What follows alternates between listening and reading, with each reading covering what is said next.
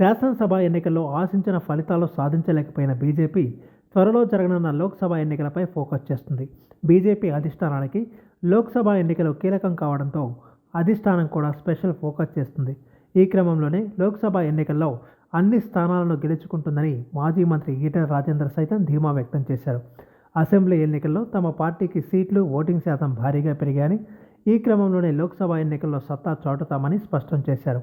తెలంగాణలోని అన్ని లోక్సభ స్థానాలను గెలవడంతో పాటు తెలంగాణలో రాబోయే రోజుల్లో ప్రభుత్వాన్ని కూడా ఏర్పాటు చేస్తామని జోస్యం చెప్పారు. ఈ క్రమంలో బీజేపీ సీనియర్ నేతలు లోక్సభ బరిలో దిగనున్నట్టు తెలుస్తుంది.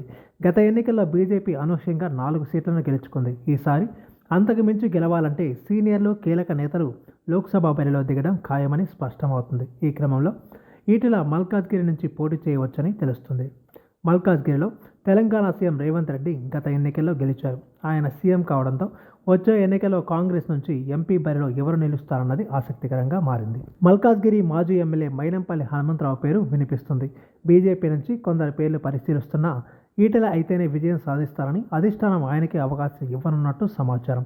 గులాబీ పార్టీ నుంచి గత ఎన్నికల్లో పోటీ చేసిన రాజశేఖర్ రెడ్డి ఎమ్మెల్యే కావడంతో ఎవరికి ఛాన్స్ దక్కుతుంది అనేది కీలకంగా మారింది.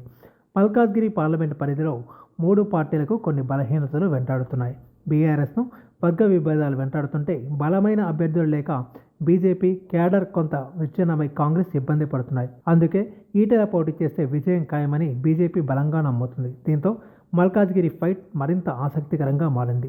తెలంగాణలో పార్టీలన్నీ నేషనల్ లెవెల్ ఫైట్కు సిద్ధం అవుతున్న వేళ మల్కాజ్గిరిలో సత్తా చాటేది ఎవరు అనే చర్చ జనాల్లో జోరుగా సాగుతుంది. గత ఎన్నికల్లో రేవంత్ గెలిచిన చోట ఈటెల పోటీ చేస్తే మల్కాజ్గిరి మరోసారి హాట్ టాపిక్గా మారడం ఖాయం. ఈ వీడియో మీకు నచ్చినట్టయితే లైక్ చేయండి, షేర్ చేయండి, కమెంట్ చేయండి, సబ్స్క్రైబ్ చేయండి.